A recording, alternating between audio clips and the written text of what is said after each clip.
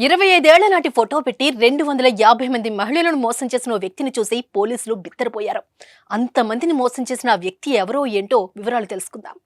దేశంలోని లక్షలాది మంది యువతీ యువకులు తమ జీవిత భాగస్వామిని వెతకడానికి మ్యాట్రిమోనీ వెబ్సైట్లకు లాగిన్ అవుతారు. అయితే ఓ అంకుల్ అతని 25 ఏళ్ల క్రితం నాటి ఫోటోను మ్యాట్రిమోనీ సైట్ లో పోస్ట్ చేశాడు. సిఎంఆర్ షాపింగ్ మాల్ మన హైట్ నగర్ లో భాగ్యలతా కమాన్ పక్కన ఫిబ్రవరి 29న ప్రముఖ సినీ తారలచే గొప్ప ప్రారంభం.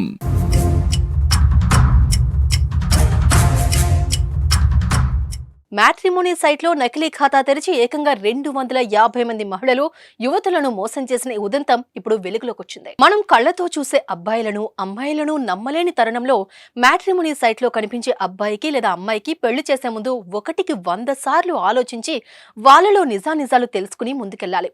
లేకుంటే చేతిలో ఉన్న డబ్బు శీలం పోగొట్టుకుని మోసపోతారు అని చెప్పడానికి ఇలాంటి నరేష్ పూరి గోస్వామి అంకుల్ స్టోరీ కూడా చక్కటి ఉదాహరణగా చెప్పుకోవచ్చు.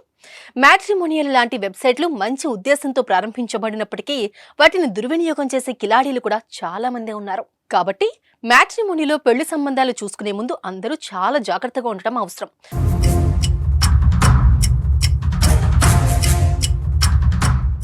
250 మంది మహిళలను యువతులను పెళ్లి చేసుకుంటారని మోసం చేస్తున్న నిందితుడు నరేష్ పూరి గోస్వామిని బెంగళూరు సిటీ రైల్వే పోలీసులు అరెస్ట్ చేశారు. మ్యాట్రిమోనియల్ వెబ్సైట్ లో నకిలీ ఖాతాలు సృష్టించిన నరేష్ పూరి గోస్వామి అలియాస్ నరేష్ అనేక మందిని మోసం చేస్తున్నాడని పోలీసుల విచారణలో వెలుగు చూసింది.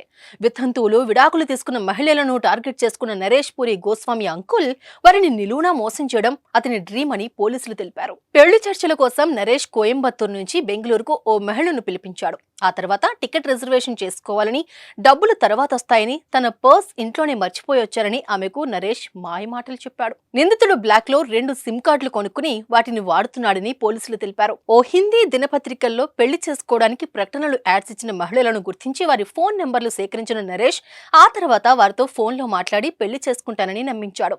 పోలీసుల విచారణలో రాజస్థాన్ కు చెందిన 56 మంది మహిళలు, ఉత్తరప్రదేశ్ కు చెందిన 32 మంది మహిళలు, ఢిల్లీకి చెందిన 32 మంది మహిళలు, అలాగే కర్ణాటకకు చెందిన 17 మంది మహిళలు, ఇక మధ్యప్రదేశ్ కు చెందినటువంటి 16 మంది మహిళలు, మహారాష్ట్రకు చెందినటువంటి 13 మంది మహిళలు, గుజరాత్ రాష్ట్రానికి చెందినటువంటి 11 మంది మహిళలను మోసం చేసినట్లు వెలుగు చూసింది.